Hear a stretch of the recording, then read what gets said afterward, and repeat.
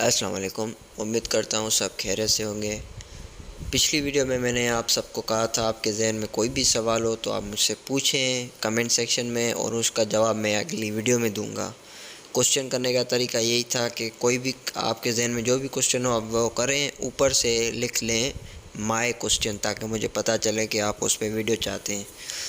उसमें काफ़ी स्टूडेंट ने पार्टिसिपेट किया था, उन्होंने सवाल पूछे थे, इसलिए आज वाली वीडियो है वो उसके अंदर मैं उन सवालों का जवाब दूंगा। मुझे थोड़ी लेट हो गई बिकॉज़ कल 14 अगस्त थी और उस वजह से बहुत सारे काम थे, इस वजह से वीडियो में थोड़ी ताख़ीर हो गई। शुरू करते हैं आज की वीडियो। अब चेक करते हैं हमारे पहले सवाल को।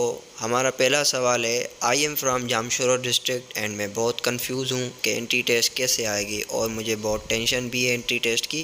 क्या मुझे बता सकते हैं कि सिविल के लिए कितना सीपीएन होना चाहिए जामशोरा डिस्ट्रिक्ट के लिए?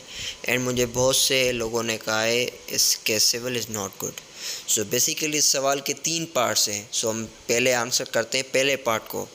अच्छा, इसी सवाल की तरह जो आपका पहला पार्ट है कि मैं एंट्री टेस्ट को लेके बहुत परेशान हूँ, ऐसा ही सवाल एक और भी मेरे पास आया है। इस क्वेश्चन में भी भाई साहब यही कह रहे हैं कि मैं एंट्री टेस्ट को लेके बहुत परेशान हूँ, मुझे पता नहीं कि एंट्री टेस्ट कैसे आने वाली है, कैसे सवाल होंगे। अब पहले ही हम आपको इस ये जो मसला है आपका वो अमल करते हैं। फ़र्स्ट ऑफ़ ऑल 2 चीज़ों को याद करें। एक कि आप ई-कैट दे रहे हैं, दूसरी बात आप एमसीक्यूज़ टेस्ट दे रहे हो। अब ये 2 बातें मैं क्यों कह रहा हूँ, याद रखें आप एम-कैट नहीं दे रहे हैं, आप ई-कैट दे रहे हैं। और ई-कैट के अंदर चाहे आप म्यूट की टेस्ट दे रहे हो या नस्ट की टेस्ट दे रहे हो, कभी भी वो डिटेल में नहीं जाते, हार्ड क्वेश्चंस या डीप वाले क्वेश्चन नहीं आते जैसे एम-कैट में हालत करते हैं, वो बिल्कुल भी ई-कैट में से नहीं होती। भले आप नस्ट की टेस्ट उठा लो, किसी भी पाकिस्तान यूनिवर्सिटी की टेस्ट उठा लो, उनमें ऐसे डिफ़िकल्ट सवाल नहीं आते हैं जो कि मतलब एक सवाल 10-10 लाइनों का हो, नहीं। सिंपल क्वेश्चन आता है 1-2 लाइन का और उसका सिंपल आंसर होता है। दूसरी बात आप ये भी याद रखो कि आप एमसीक्यूज़ टेस्ट दे रहे हो, आप रिटन नहीं दे रहे, आप थ्योरी नहीं दे रहे, आप कोई प्रैक्टिकल वाइवा नहीं दे रहे, आप जस्ट एमसीक्यूज़ टेस्ट दे रहे हो। जब टेस्ट ही एमसीक्यूज़ बेस्ड है तो आप क्यों परेशान हो रहे हो कि आपको डिफ़िकल्ट सवाल आएगा?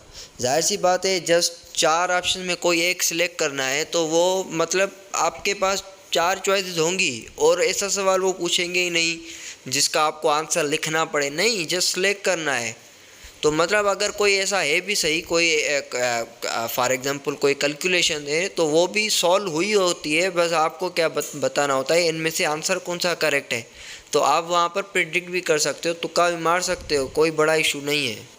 तीसरी चीज़ भी एक याद कर लो कि जो एमसीक्यूज़ होता है ना, उसके लिए जो टाइम डिसाइडेड होता है वो होता है 35 सेकंड, बिकॉज 60 मिनट्स का टेस्ट होता है तो उस हिसाब से हर एक एमसीक्यूज़ को आता है 35 सेकंड्स। आप ये याद रख लो कि कोई भी ऐसा सवाल नहीं आएगा जो 35 सेकंड से ज़्यादा हो।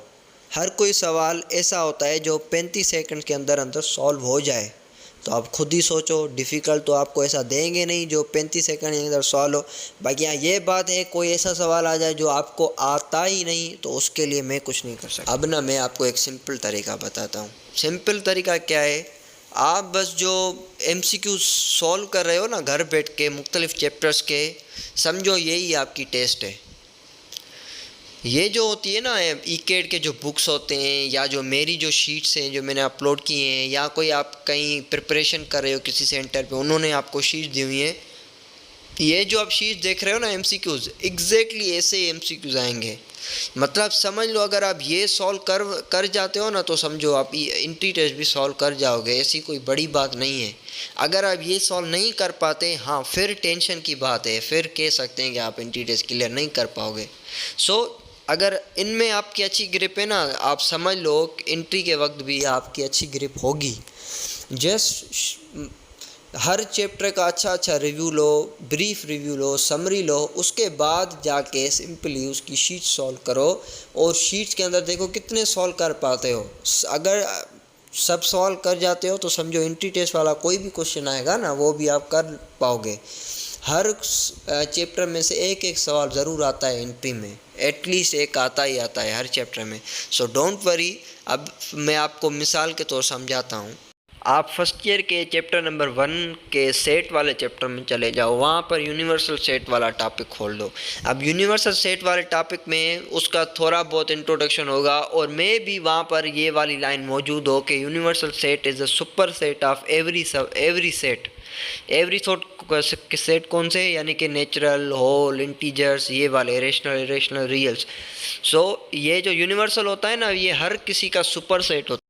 अब बस ये पॉइंट आप नोट कर लो। अब ये यहाँ पर मैंने एक प्रैक्टिस शीट खोली है जो मैंने अपलोड की है चैप्टर 1 की, और उसका ये MCQs खोला है। देखो एग्जैक्ट वही सवाल है, universal set is a super set of. अब आपको इनमें से कोई ऑप्शन सेलेक्ट करना है। सो बस ऐसे ही आते हैं सवाल, आप जो पढ़ोगे वही आएगा। इतनी इम्पोर्टेंट पॉइंट्स हैं वो आप याद करो, उनमें से MCQs आएगा।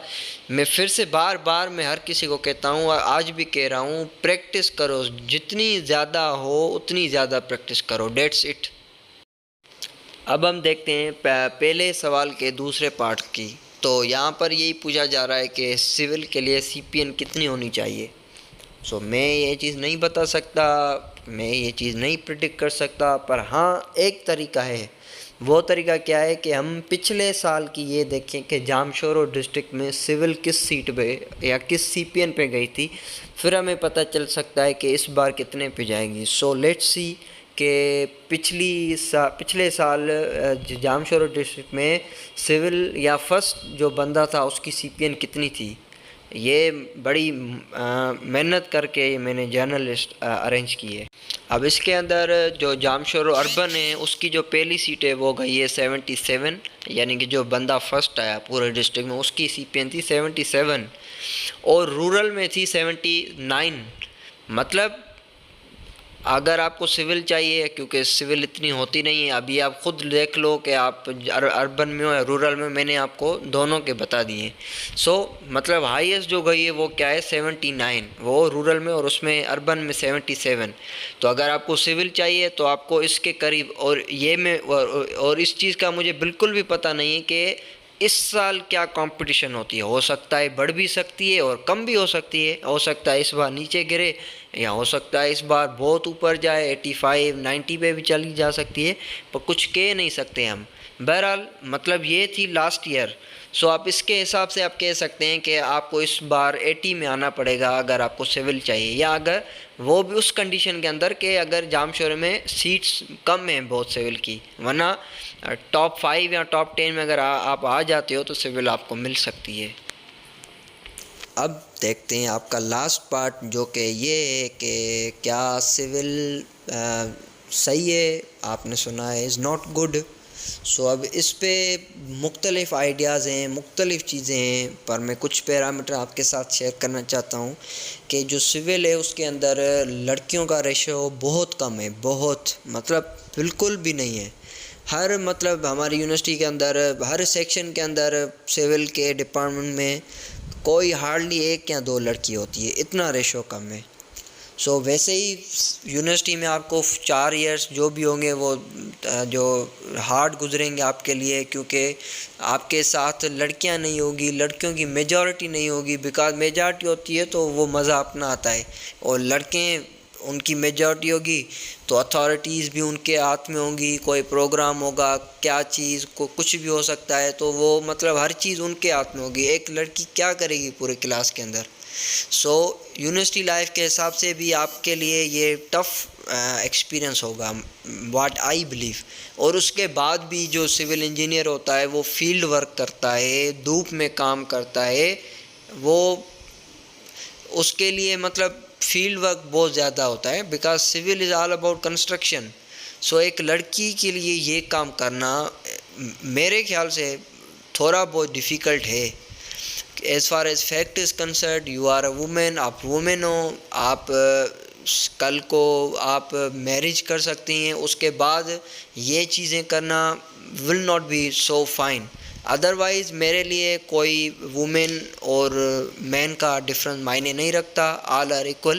पर कुछ ये पैरामीटर्स ये जो मैंने आपको बताएं, हाँ ये सही बात है। और अगर स्कोप के हिसाब से देखें तो सिविल इतना स्कोप नहीं है आज की वर्ल्ड में। Today we are moving towards the technology. Today we are moving toward the nano technology. आप टेक्नोलॉजी फील्ड्स में जाओ, you have software engineering, you have IT engineering, you have computer system engineering, you have electronics engineering, you have mechatronics engineering. ऐसी fields में जाओ जो कि आप जिनके लिए आप घर बैठ के भी काम कर सकते हो और आपको मज़ा भी आएगा और वहाँ पर लड़कियों की मेजॉरिटी भी है और आपके लिए वहाँ पर कोई इशू भी नहीं होगा। सो आई बिलीव एक लड़की के लिए technical field is much better. Next question जो कि बहुत बहुत बहुत पूछा जाता है मुझसे, मतलब पिछले हफ्ते तो हर किसी का यही कमेंट आया कि मैं रिप्लाई कर कर के थक गया, पर बस यही सवाल होता है आप लोगों का कि डॉक्यूमेंट्स अभी तक वेरीफाई नहीं हो रहे, क्या करें क्या करें। इसलिए मैंने सोचा कि इसको वीडियो के अंदर ऐड करके सबको एक बार ही समझा दूं कि डॉक्यूमेंट्स अगर आपके वेरीफाई नहीं हो रहे तो आप परेशान ना हो। अगर आपको सामने लिखा रहा है कि your documents have been uploaded, मतलब आपकी ज़िम्मेदारी ख़त्म हो गई, आपने तो अपलोड कर दी है ना, उसके बाद वेरीफाई करना उनकी रिस्पॉन्सिबिलिटी, आपकी रिस्पॉन्सिबिलिटी नहीं है। वेरीफाई वो भले एक टेस्ट के एक दिन पहले ही करें, डेट्स नॉट योर फॉल्ट, वो उनका फॉल्ट है, वो ही जानेंगे इस मसले को, आपका कुछ भी नहीं जाए। हाँ, बाकी ये हो सकता है वेरीफाई कर रहे हैं तो फॉर एग्जाम्पल कोई डॉक्यूमेंट मसला हो गया, वो वेरीफाई नहीं हुआ, तो फिर भी ये नहीं है कि आप उसको फिर अपलोड नहीं कर सकते, भले लास्ट डेट गुजर जाए तब भी आपको वो चांस देंगे कि री अपलोड। सो डोंट वरी, कुछ भी ऐसा नहीं होगा, इसमें कोई भी बड़ा प्रॉब्लम नहीं है। एट लास्ट अगर आपके जहन में कोई सा सवाल है, आप चाहते हो उस पर वीडियो बने, तो आप कमेंट कर सकते हो। कमेंट का तरीका सिंपल है, कोई भी कमेंट करो, ऊपर से फर्स्ट लाइन में उसको लिख दो माय क्वेश्चन, ताकि मुझे पता चले कि वो उस वीडियो वाला सवाल है।